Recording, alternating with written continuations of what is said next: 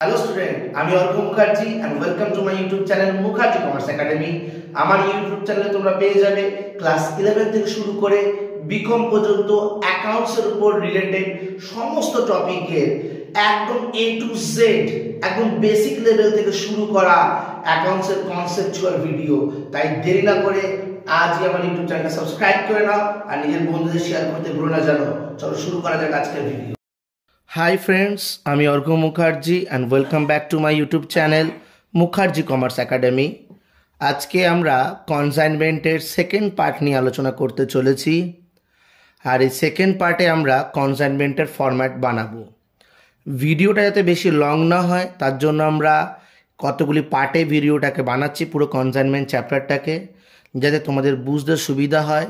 তাই রিকোয়েস্ট রইল স্কিপ না করে পুরো ভিডিওটি দেখো, যাতে তোমার কনসেপ্ট পুরো স্মুথ হয়ে যায় এবং ইজিভাবে অঙ্কগুলো তোমরা করতে পারো। তারপরও যদি তোমাদের কোনো প্রবলেম থাকে তাহলে তোমরা আমার কমেন্ট বক্সে আমায় জানাও যে তোমাদের কোথায় প্রবলেম হচ্ছে। আমি সেইভাবেই তোমাদেরকে আবার ভালো করে বোঝানোর চেষ্টা করব। তো শুরু করা যাক আজকের ভিডিও। আজকের ভিডিওতে আমরা কনসাইনমেন্ট নিয়ে পড়ব। তবে আমার একটা রিকোয়েস্ট রইল, এই ভিডিওটা দেখার আগে অবশ্যই তোমরা আমার আগের ভিডিওটা দেখে নাও, পার্ট এটা, যেখানে তুমি কনসাইনমেন্টের বেসিক থিওরি পেয়ে যাবে, যাতে তোমার এই ভিডিওটা দেখতে অনেকটাই সুবিধা হবে এবং তুমি ভালো করে বুঝতে পারবে। তো কনসাইনমেন্টের এই পার্টে আজকে আমরা কনসাইনমেন্ট অ্যাকাউন্ট বানানো শিখব। তো কনসাইনমেন্ট অ্যাকাউন্টের ফরম্যাটে আমরা প্রথমেই যে দেখো আমি যেটা লিখেছি, এটা হচ্ছে গিয়ে in the books of কনসাইনর। In the books of কনসাইনর। Suppose ধরো মিস্টার এ এখানে একটা কনসাইনমেন্ট বেসিসে ব্যবসা শুরু করবে, তাহলে আমি এখানে ইন দ্য বুকস অফ এর নাম লিখব। আর যাকে মালটা আমি পাঠাচ্ছি কনসাইনমেন্ট বেসিসে তার নামে আমি নিচে লিখতে পারি। যেমন কনসাইনমেন্ট অ্যাকাউন্ট আমি লিখেছি, তোমরা লিখতে পারো consignment to C of Calcutta, consignment to D of Delhi, consignment to K of Kerala. ঠিক আছে, এরকম তোমরা লিখতেই পারো, কোনো প্রবলেম নাই। এইদিকে হবে ডেবিট এবং এইদিকে হবে ক্রেডিট। প্রথমে যেটা আমরা শুরু করব সেটা হচ্ছে গিয়ে টু স্টক অন কনসাইনমেন্ট। যদি কনসাইনর কনসাইনিকে অলরেডি কনসাইনমেন্ট বেসিসে কিছু মাল আগে থেকেই পাঠিয়ে রাখে প্রিভিয়াস ইয়ারে, তাহলে সেইটা আগের বছরের ক্লোজিং স্টক হবে এবং এবছর সেটা হয়ে যাবে ওপেনিং স্টক। তাহলে কোশ্চেনে যদি কোনো ওপেনিং স্টক দেওয়া থাকে তাহলে সেটাকে সবার আগে আমাদের লিখতে লাগবে টু স্টক অন কনসাইনমেন্ট বলে। টু স্টক অন কনসাইনমেন্ট, যাকে আমরা বলছি ওপেনিং স্টক। এরপরে কনসাইনার যদি কনসাইনিকে কোনো মাল পাঠায়, তাহলে তাকে আমরা লিখব to goods sent on consignment বলে। কি বলে লিখব? To goods sent on consignment বলে। ওকে, তাহলে ফার্স্ট অফ অল যেটা জানতে লাগবে যে কনসাইনমেন্ট বেসিসে যদি অলরেডি কিছু মাল আগের বছর প্রিভিয়াস ইয়ারে সেন্ড করা হয়ে থাকে তাহলে সেটা ছিল ক্লোজিং স্টক, সেটা এবছরে যাবে ওপেনিং স্টক। তাই তাকে আমরা লিখব টু স্টক অন কনসাইনমেন্ট। আমি দেখো তোমাদের সুবিধা লিখে দিচ্ছি ওপেনিং স্টক। এবং এবছর যদি নতুন করে কিছু মাল পাঠায় কনসাইনার কনসাইনিকে তাহলে সেটা লিখবো to goods sent on consignment বলে। To goods sent on consignment বলে সেটাকে লিখবো। ওকে, নেক্সট হচ্ছে গিয়ে যদি কনসাইনর এই যে কনসাইনমেন্ট বেসিসে মাল পাঠাতে গিয়ে কনসাইনর যদি কোনো খরচা করে, আমি আবার বলছি ভালো করে শুনবে, কনসাইনমেন্ট বেসিসে মাল পাঠাতে গিয়ে যদি কনসাইনার কিছু খরচা করে থাকে, কনসাইনমেন্ট বেসিসে মাল পাঠাতে গিয়ে কনসাইনর যদি কোনো খরচা করে থাকে তাহলে সেটা আসবে টু ক্যাশ বা ব্যাংক বলে। আই রিপিট, যদি কনসাইনর খরচা করে তবে কিন্তু টু ক্যাশ বা ব্যাংক বলে আসবে। ওকে, এখানে কিন্তু কে খরচা করবে? কনসাইনর। টু ক্যাশ বা টু ব্যাংক বলে আসবে। এবং আমি দেখো তোমাদের সুবিধার জন্য লিখে দিচ্ছি expenses paid by consignor. Expenses paid by consignor. Okay, দিয়ে তোমাকে অ্যামাউন্ট লিখতে লাগবে। আমি যেহেতু ফরম্যাট বানিয়েছি স্টার মার্ক মেরে দিয়েছি। ওকে, এরপর কনসাইনর তো কনসাইনমেন্ট বেসিসে খরচা করলে তুমি বলবে স্যার আপনি তো বলেন টু ক্যাশ বা ব্যাংক দিয়ে লিখতে, তাহলে স্যার এমনও হতে পারে যে কনজাইনিও কিছু খরচা করেছে। হ্যাঁ, কনজাইনিও খরচা করে।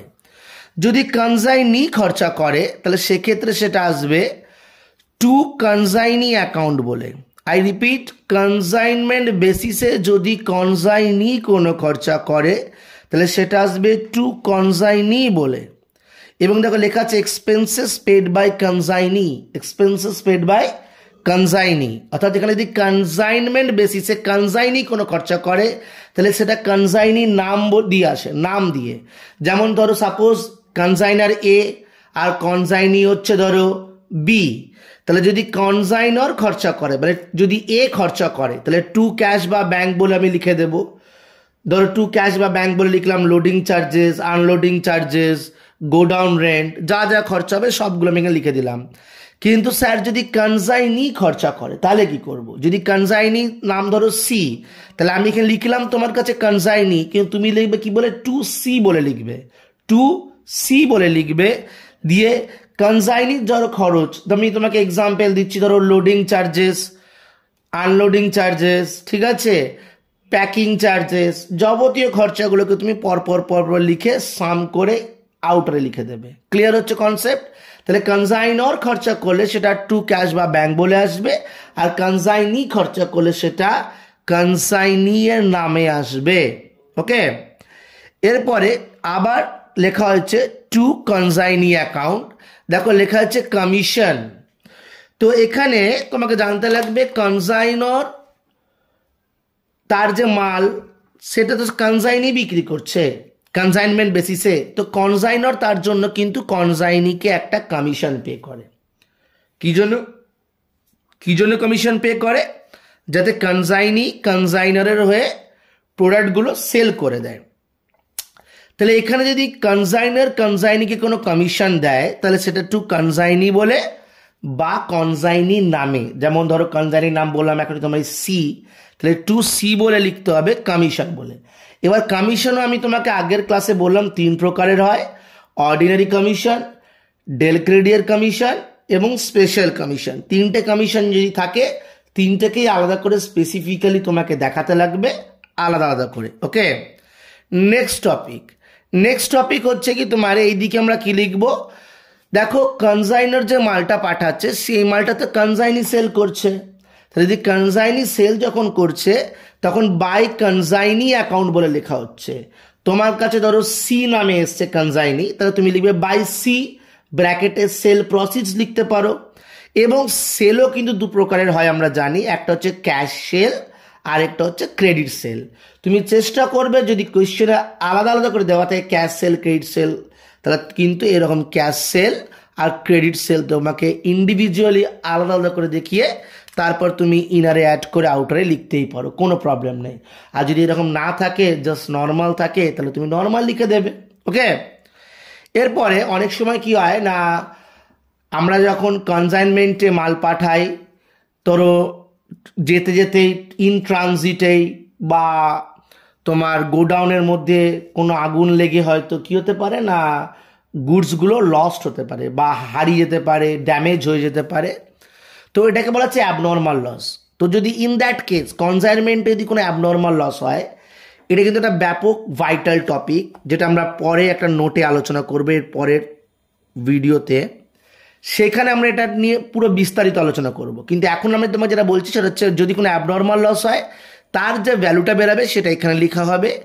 এবং সিমিলারলি বছরের শেষে কনজাইনমেন্ট বেসিসে কনজাইনির হাতে যদি কোনো মাল পড়ে থাকে আনসোল্ড অবস্থায় তাহলেও কিন্তু সেটা এইখানে দেখানো হবে। ওকে, তাহলে অ্যাবনর্মাল লস এবং আনসোল্ড স্টক এই দুটোই কিন্তু এখানে দেখানো হবে। এরপর কাজ কি হবে আমাদের, এবার আমরা ক্রেডিট সাইডটা যোগ করব, আয়ের দিকটা। যদি এক্সপেন্সেস বা ডেবিটের দিক থেকে যদি ধরো ক্রেডিট দিক বড় হয়, ডেবিট দিক থেকে মানে খরচের দিক থেকে যদি ক্রেডিট দিক বেশি হয় তাহলে অবভিয়াসলি টু পিএল বলে প্রফিট অন কনজাইনমেন্ট লিখতে লাগবে। আবার ধরে নাও তুমি যদি ডেবিট দিকটা বেশি হয় মানে খরচের দিকটা বেশি হয়, ইনকামের দিক মানে ক্রেডিট দিক কম হয়, তখন বাই পিএল বলে লস অন কনজাইনমেন্ট বলে সেটা আসবে। ওকে, তো আজকের টপিক এতটাই থাকলো। কারণ আমি বলেছিলাম তোমাদের কতগুলো পার্টে ডিভাইড করব যাতে তোমরা ভালো করে পার্টগুলো বুঝতে পারো। ভিডিওটা ভালো লাগলে অবশ্যই শেয়ার করবে এবং তোমরা যারা নতুন আজকে আমার চ্যানেলটি দেখছো তারা অবশ্যই সাবস্ক্রাইব করবে এবং বাকি তোমাদের বন্ধুদের শেয়ার করে দিও। কেমন লাগলো একটু কমেন্টে জানিও। যদি বুঝতে কোনো অসুবিধা হয় আমি চেষ্টা করব কমেন্টে তোমরা লিখলে পরে আমি সেগুলোকে ডাউটগুলোকে ক্লিয়ার করে দেওয়া সেই জায়গাগুলো। ওকে, চলো, গুড নাইট।